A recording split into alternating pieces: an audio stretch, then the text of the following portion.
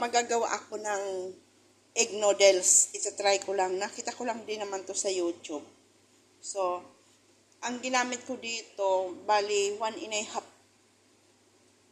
all-purpose flour. Tapos, 2 eggs, konting asin, at saka tubig. Yun lang po. Tansyahin nyo na lang po yung tama lang sa dough. Tapos, linagyan ko siya ng egg, ng egg yung 2 nga, tapos food coloring na yellow. So, ito, plinatin ko na. Ito nang nangyari. Ito try natin kung ano ang resulta, kung makuha natin o hindi. Fresh egg noodles. Ayan. Tinupi-tupi ko siya, pero linagyan ko siyang harina para hindi siya magdikit-dikit. Tapos, pakaplat ko, tinupi ko naman siya, linagyan harina. Mahirap yung tayo na wala naman kasi tayong starter. Kaya iyan natin. Ikakat ko muna po ito. Ikakat ko pa itong kalahati. Ito na ho. So ngayon, isusunod natin, papakuluan na natin. Ilagyan natin ng flour para hindi siya magdikit-dikit.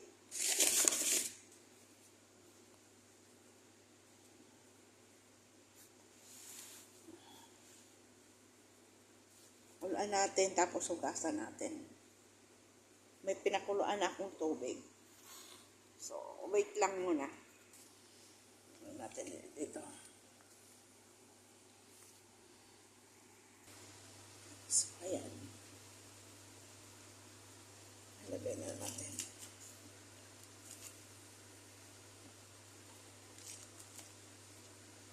Kuluan natin siya.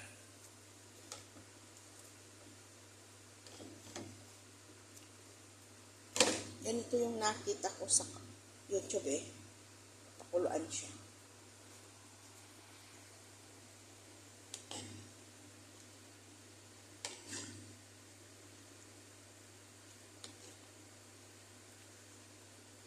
Sana maging success siya.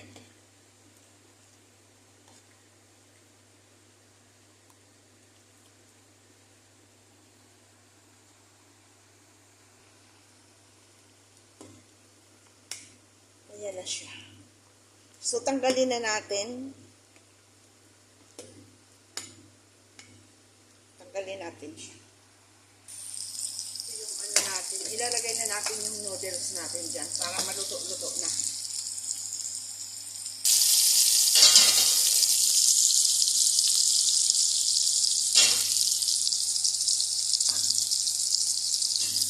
Egg noodles.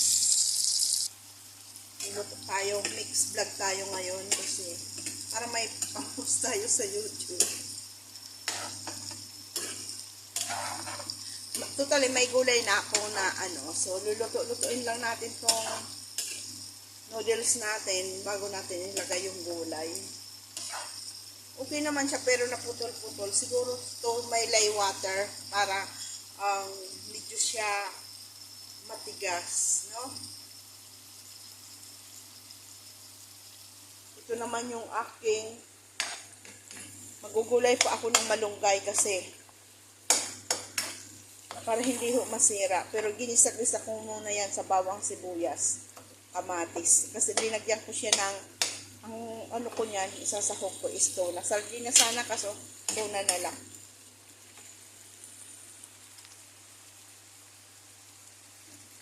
Tapos ito naman yung ating chicken. Binagyan ko siya ng kamote, tapos ibababaw ko siya dito. Bulgur po yan. Yung ating ngayon, mixed vlog na natin.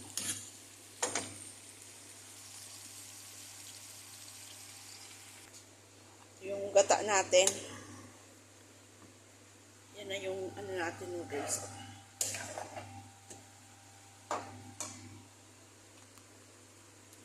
So, ngayon, ilalagay na rin natin yung malunggay dito. Takman natin. Ilagay natin yung malunggay. So, ito ho, inugasan ko na to.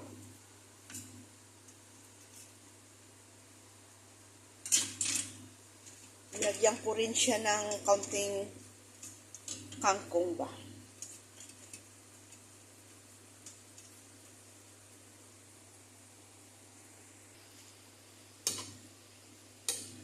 Ating gulay. Yung kangkong naka-frozen, ito po yung kangkong. Kangkong po yan. Naka-frozen kasi.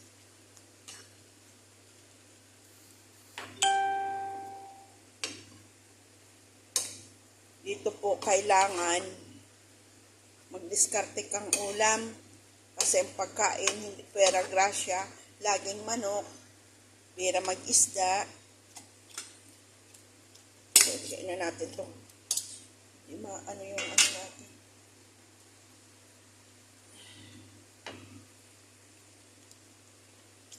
Pag pupunta ako ng palengke, yun, nagbibili ako ng mga gulay-gulay ko. Yung lulutuin ko, lalagay sa freezer. So, ayan, lagyan na natin ng asin. Bitsin.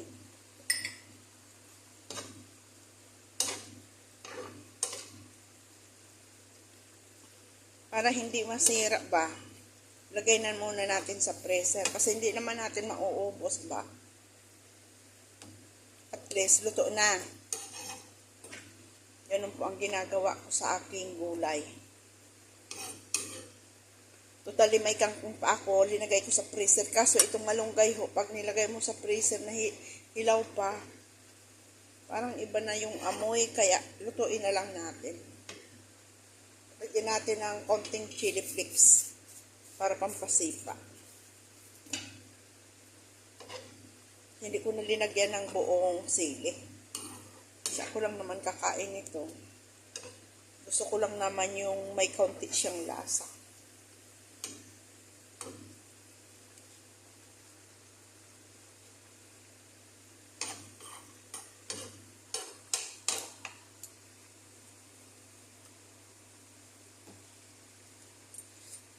Ito na siya.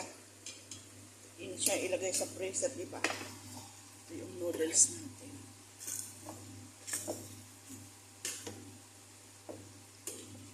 Medyo naputol-putol siya pero okay laman. Malambot siya.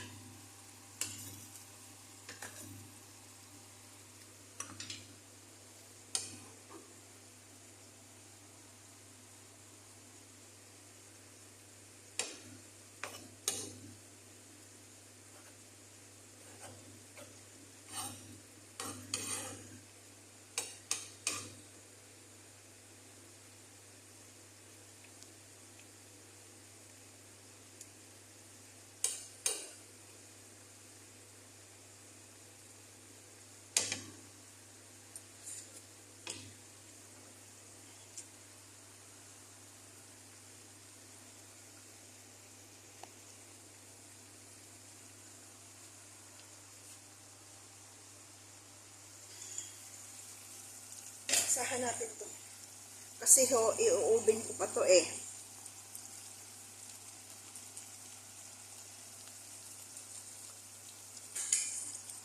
Para sure, lagyan ulit natin ng konting tubig.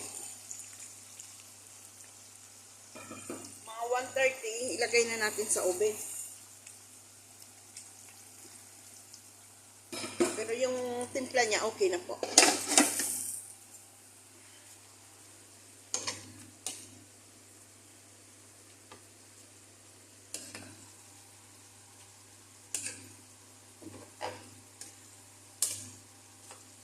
Okay naman siya. Tikman na natin to.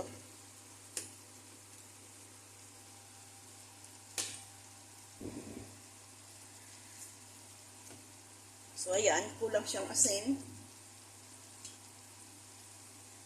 Lagyan natin siyang bitsin.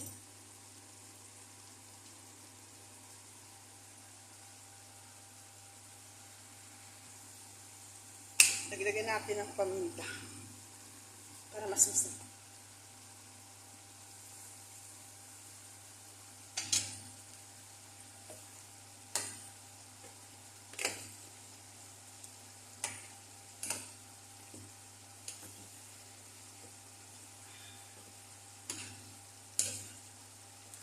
fresh noodles. Masarap gumawa ng sarili mong version, di ba? Walang masama na hindi na yung walang masama pag nag-try ka ng best mo. Kasi mas masarap na yung sariling gawa mo ba.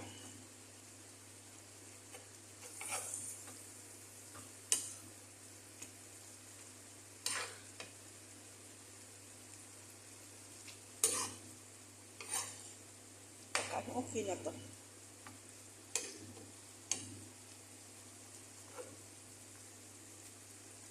Mahilig po ako sa malunggay. Kahit anong luto sa malunggay, mahilig po ako. Basta malunggay. Kahit araw-arawin mo kung ulam malunggay. Basta haluan mo rin minsan na talbos ng kamote, kangkong, sitaw o talong. Gustong gusto ko po yun.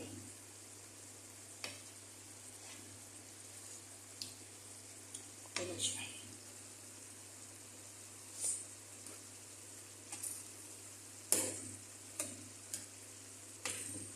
Kahapon, nagpaan tayo kangkong. Adobong kangkong.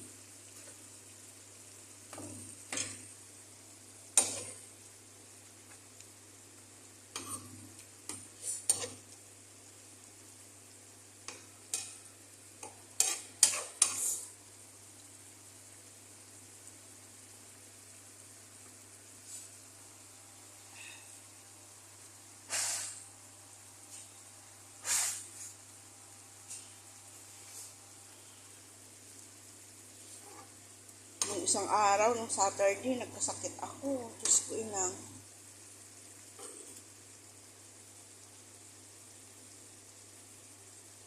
Okay na to. Tanggalin na natin tong malunggay natin. Kasi madali lang po ito maluto. Isang kulo nito, okay na to. Kasi pag nasobrahan mo siya, iitin siya.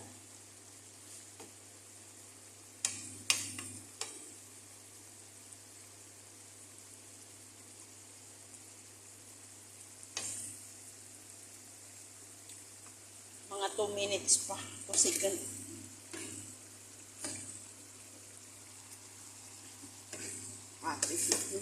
Fresh noodles. Diba? Ano po yan? Natural flour, 1½ cup. Counting asin, food coloring, yellow color. Tapos po, linagyan ko siya ng konting baking powder. Yan. Yan na. Tapos, binilig natin. Yan na yung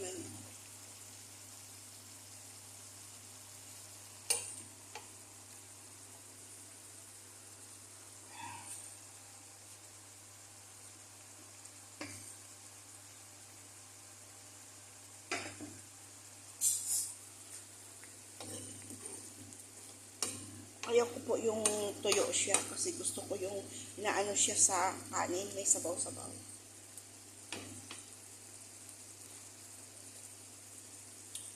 Diba? Sarap. Yun siya, hanguin na natin.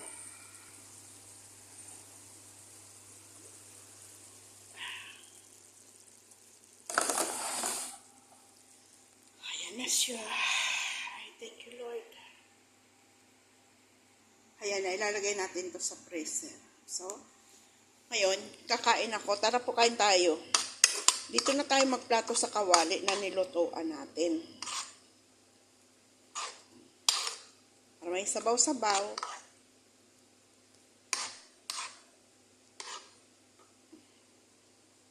Try natin, mainit pa kasi.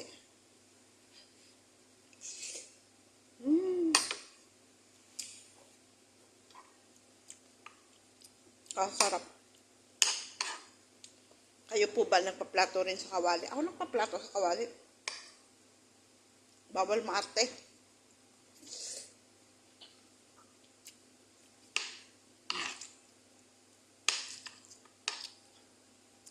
Kung sa Bicol,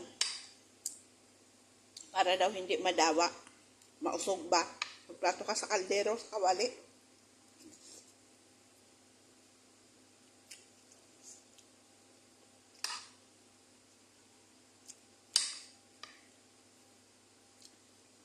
Sanay ako dyan. Kahit nga po sa takip ng kaldero, ganito, pwede magplato.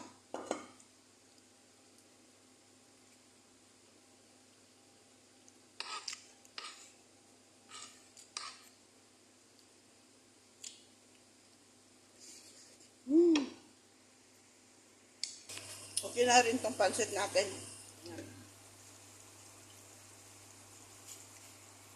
Okay na siya. Ayan na.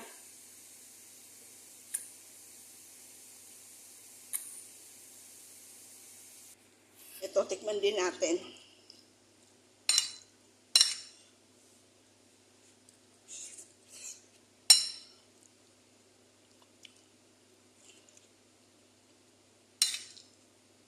Okay naman ho. Nadurog lang. Pero masarap naman.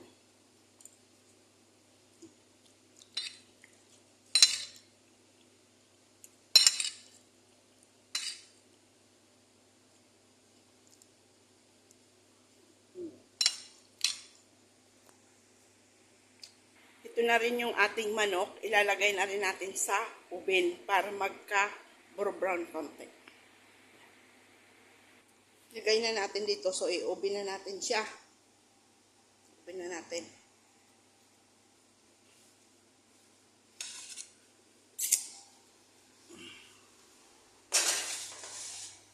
Yan. Ayan naman yung ating rice. Okay na siya.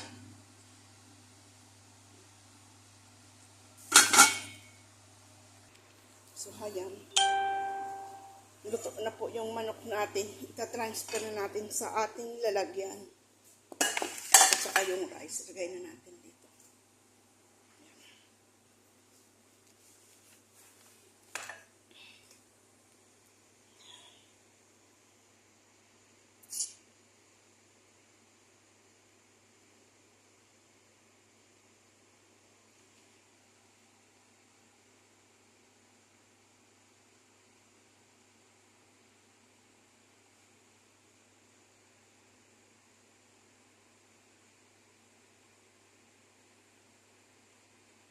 Sa araw-araw po ba ng ginawa ng Diyos, ang daming niluluto, pero salamat pa rin at nakakayanan ko.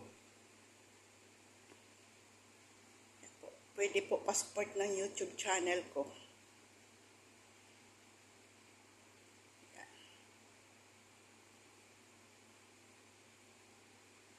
Ito na po. Ayan na. Ayan na po. Kaya ayan, magbababay na po ako sa inyong lahat. Kasi nakaluto naman, kasi may tumatawag na sa akin. Kakain na ata. Ayan.